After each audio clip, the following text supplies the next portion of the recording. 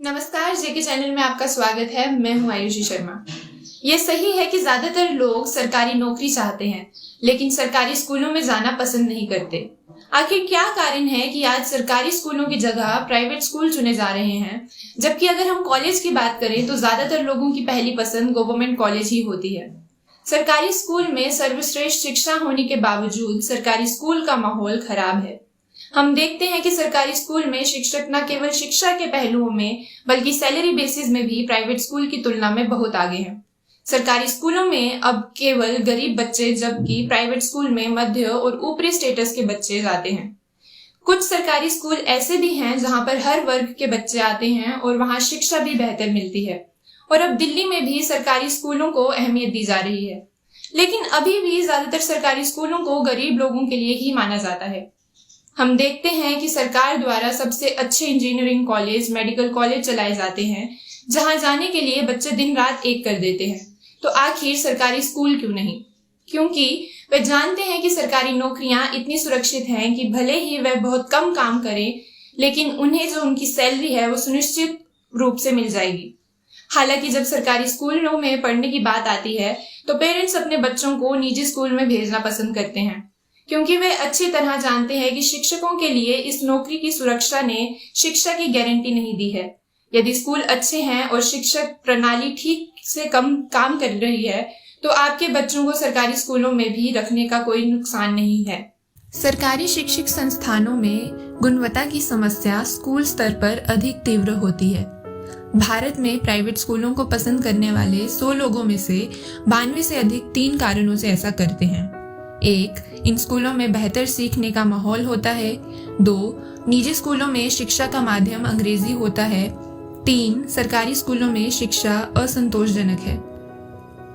Junior स्तर पर यह माता पिता हैं जो अपने बच्चों के लिए प्राइवेट स्कूलों का चयन करते हैं, क्योंकि उनका मानना है कि प्राइवेट स्कूल बेहतर शिक्षा प्रदान कर सकते हैं।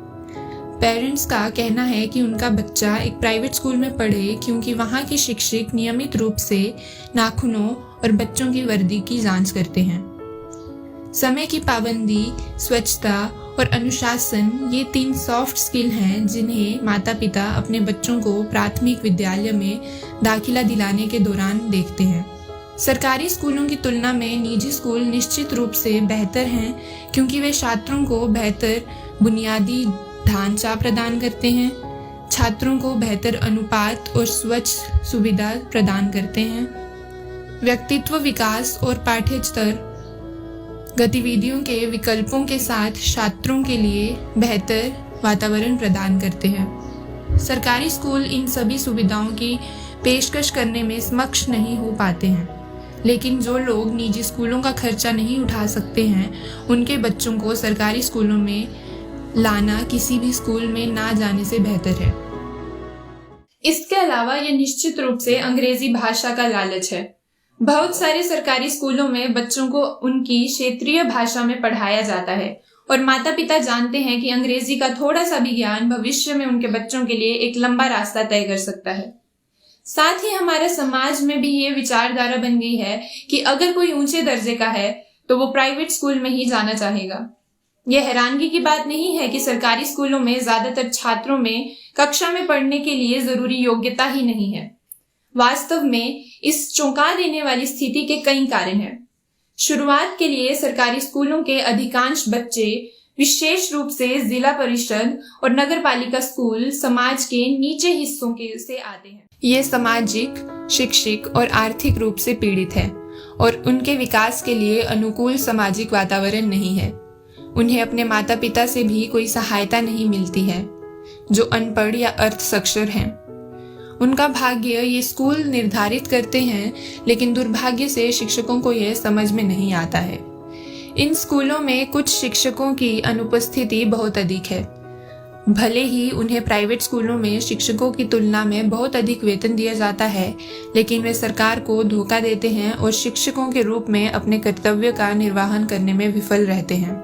शिक्षकों के अलावा इन स्कूलों में पढ़ने की क्वालिटी भी बहुत खराब है। उनमें से ज़्यादातर में बुनियादी सुविधाएं जैसे क्लासरूम, ब्लैक बोर्ड, शौचालय और स्वच्छता की सुविधाएं नहीं हैं। देश के लगभग आधे सरकारी स्कूलों में बिजली या खेल के मैदान नहीं हैं। सरकारी उच्चतर माध्यमिक विद्यालयों को मजबूत करने के लिए कक्षाओं, प्रयोगशालाओं और पुस्तकालयों के निर्माण में धीमी प्रगति है।